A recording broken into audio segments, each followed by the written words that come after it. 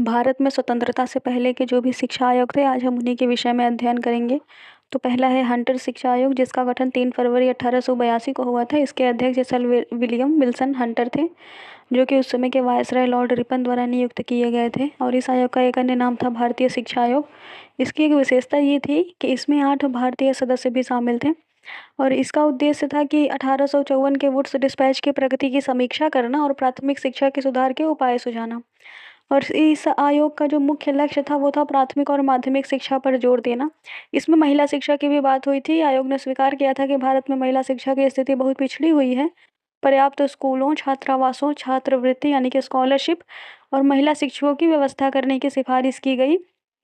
धार्मिक शिक्षा की बात करें तो इस आयोग ने धर्मनिरपेक्ष शिक्षा पर जोर ज़्यादा दिया, लेकिन जो निजी संस्थान हैं यानी कि जो प्राइवेट एजुकेशनल सेंटर थे वहाँ पे धार्मिक शिक्षा देने की छूट दी गई थी। तो आगे बढ़ते हैं हम ये समझकर कि जो प्राथमिक और माध्यमिक शिक्षा पर इसमें जोर दिया था, तो हम इसे थोड़ा डिटेल में पढ़ते हैं। तो हंटर आयोग ने सबसे पहले अधिक जोर प्राथमिक शिक्षा पर दिया। प्राथमिक शिक्षा का उत्तरदायित्व जिला परिषद और नगर पालिकाओं को सौंपा जाए और जो शिक्षा का माध्यम हो वो अनिवार्य रूप से स्थानीय या फिर प्रादेशिक भाषा हो। यानी कि जो प्राथमिक शिक्षा के जो बच्चे होते हैं यानी जो छात्र होते हैं, उनकी अवस्था जिस हिसाब से होती है बहुत कम होती है, तो उन्हें जो है उनकी ही भाषा में पहले शिक्षा दिया जाए।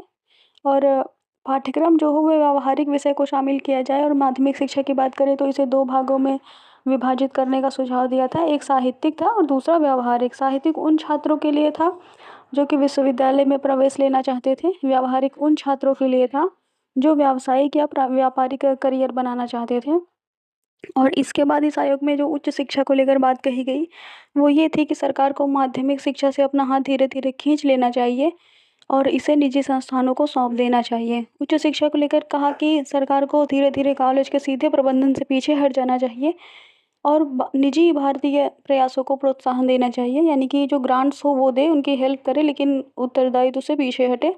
जैसे कि कॉलेज में फर्नीचर, पुस्तकालय और उपकरणों के लिए विशेष अनुदान देने की सिफारिश की गई थी।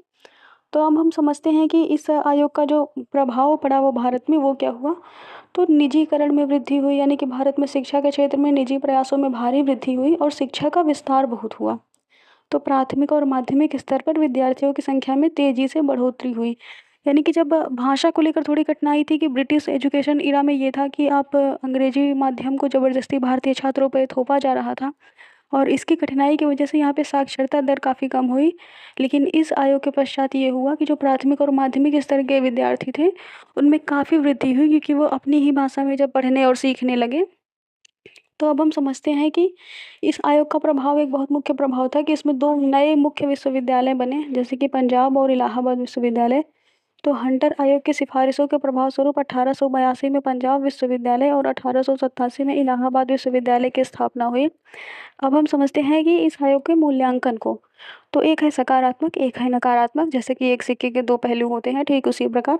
तो सकारात्मक ये था कि इसमें स्थानीय भाषाओं और प्राथमिक शिक्षा के महत्व को पहचाना। और नकारात्मक ये था कि शिक्षा का भार स्थानीय बोझों पर डालने से धन की कमी के कारण कई क्षेत्रों में शिक्षा का स्तर गिर गया। जैसे कि जब निजीकरण हुआ तो जहाँ पे भी धन की कमी थी वहाँ पे शिक्षा का स्तर गिरा, लेकिन स्थानीय भाषा के कारण शिक्षा का स्तर मतलब वृद्धि भी हुई। तो अगर हम इस आयोग का निष्कर्ष देखें तो वो ये है कि हंटर आयोग ने यह स्पष्ट कर दिया था कि वह सरकार का मुख्य कर्तव्य प्राथमिक शिक्षा का प्रसार करना है, जबकि उच्च शिक्षा का कार्य धीरे धीरे समाज और निजी संस्थाओं को संभाल लेना चाहिए।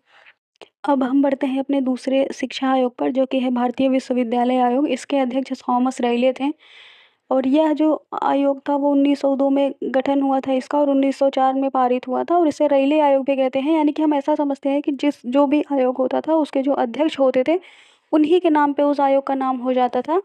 और उस समय के जो वायसराय थे लॉर्ड कर्जन, उन्होंने ही इन अध्यक्ष जो थे थॉमस रेले इनको नियुक्त किया था।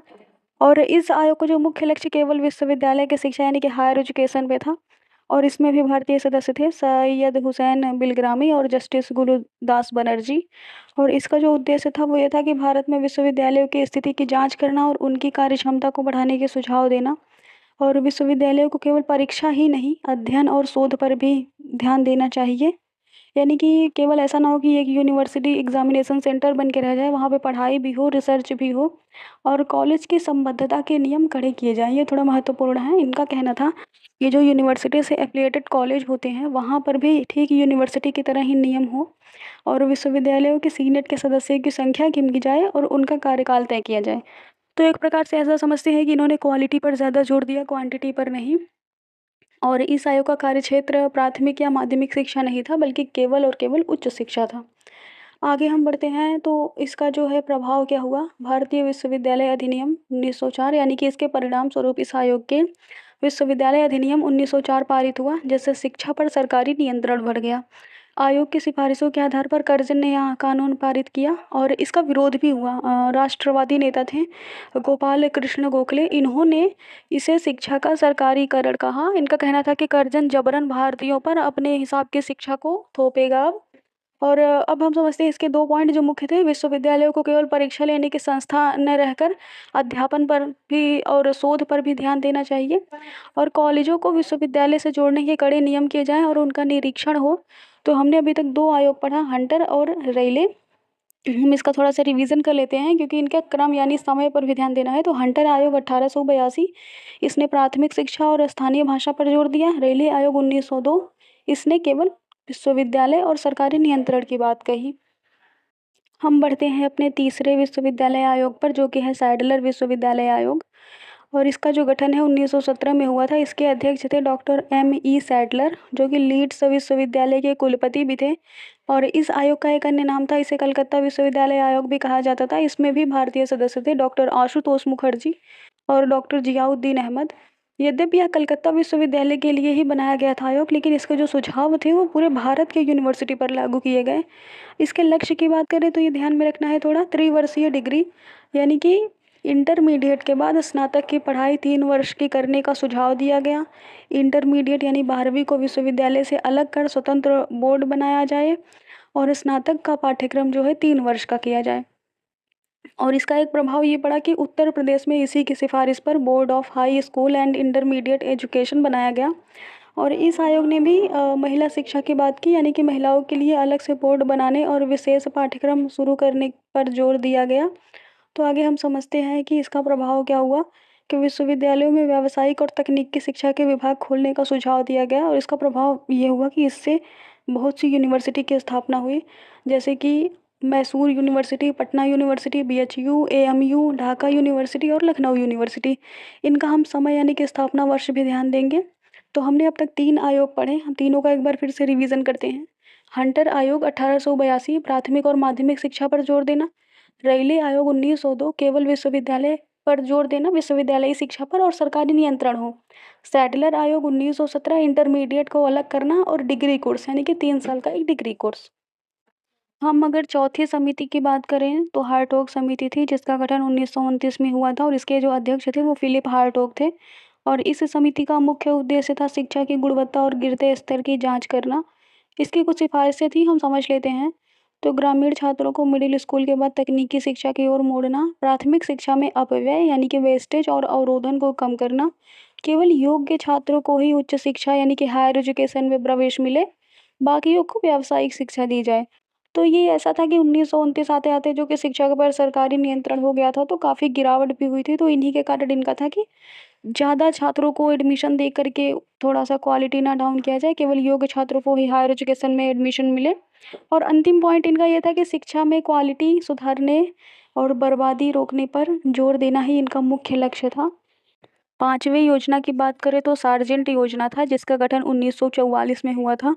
और यह थोड़ा मुख्य योजना है, इसने भारत में काफ़ी सुधार किया शिक्षा को लेकर के। इसके जो अध्यक्ष थे वो जॉन सार्जेंट थे, और यह भारत सरकार के शिक्षा सलाहकार भी थे। और इस योजना का लक्ष्य था राष्ट्रीय शिक्षा का भविष्य का खाका यानी कि रोड मैप बनाना। इसकी सिफारिशों की हम बात करें तो बहुत महत्वपूर्ण है। तो पहली थी कि 6 से 14 वर्ष के बच्चों के लिए निःशुल्क और अनिवार्य शिक्षा करी जाए, और 40 वर्ष के भीतर भारत को ब्रिटेन के समान साक्षर बनाना है। तीसरी बात करें तो माध्यमिक स्तर पर एकेडमिक और टेक्निकल हाई स्कूल की अलग व्यवस्था की जाए। और इसी के बाद 1945 में विश्वविद्यालय अनुदान समिति यानी कि UGC की पहली झलक दिखी। तो हम इनके जो है जो रोड मैप था इनका इसे हम समझते हैं, जो कि बहुत महत्वपूर्ण था। इससे भारत में काफ़ी परिवर्तन भी हुआ शिक्षा को लेकर के उस समय। और ये था कि हाई स्कूल स्तर पर दो प्रकार की शिक्षा करी जाए, साहित्यिक और तकनीकी।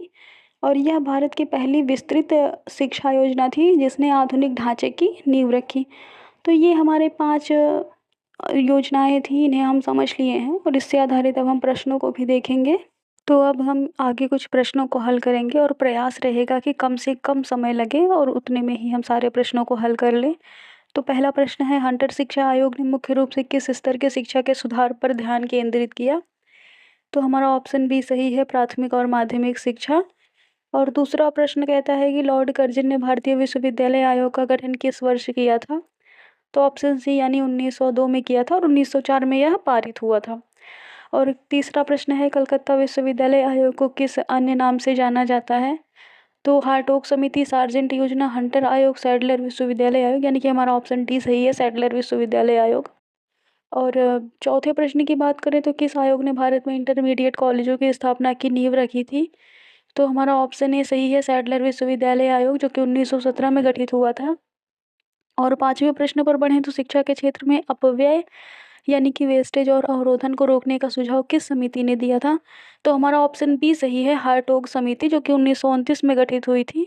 और छठवें प्रश्न की बात करें तो सार्जेंट योजना का मुख्य लक्ष्य कितने वर्षों के भीतर भारत में शिक्षा का पूर्ण पुनर्निर्माण करना था? तो हमने अभी पढ़ा था कि 40 वर्ष था, कि 40 वर्ष में इनकी योजना थी कि हम भारत को ब्रिटेन की तरह साक्षर कर देंगे। तो हमारा ऑप्शन सी सही है। और सातवां प्रश्न कहता है कि हंटर आयोग ने इनमें से किस पर सबसे अधिक जोर दिया था? तो संस्कृत शिक्षा, प्राथमिक शिक्षा का स्थानीय भाषाओं में विस्तार, केवल तकनीकी शिक्षा, या फिर विदेशी भाषाओं का ज्ञान? तो हमारा ऑप्शन बी सही है, प्राथमिक शिक्षा का स्थानीय भाषाओं में विस्तार। और आठवें प्रश्न की बात करें तो 1902 के भारतीय विश्वविद्यालय आयोग की नियुक्ति का मुख्य कारण क्या था? तो हमारा ऑप्शन बी सही है, विश्वविद्यालयों की स्थिति सुधारना और उन पर नियंत्रण बढ़ाना। और नवे प्रश्न की बात करें तो सैडलर आयोग के अनुसार डिग्री कोर्स की अवधि कितने वर्ष की होनी चाहिए? तो हमने पढ़ा था कि सैडलर आयोग का मुख्य लक्ष्य ही यही था, त्रिवर्षीय डिग्री। तो हमारा ऑप्शन सी सही है। 10वें प्रश्न की बात करें तो हार्टोग समिति का गठन किस वर्ष में किया गया था? तो हमारा ऑप्शन बी सही है, 1929। और 11वां प्रश्न कहता है कि निम्नलिखित में से कौन सा आयोग लॉर्ड रिपन के समय नियुक्त किया गया था? तो हमारा ऑप्शन ए सही है, हंटर शिक्षा आयोग। 12वां प्रश्न कहता है कि सार्जेंट योजना ने निम्नलिखित में से किसके लिए सिफारिश की थी? तो हमारा ऑप्शन बी सही है, युद्ध के बाद शिक्षा का विकास। और 13वें प्रश्न की बात करें तो अपव्यय और शब्द का शैक्षिक संदर्भ में क्या अर्थ है?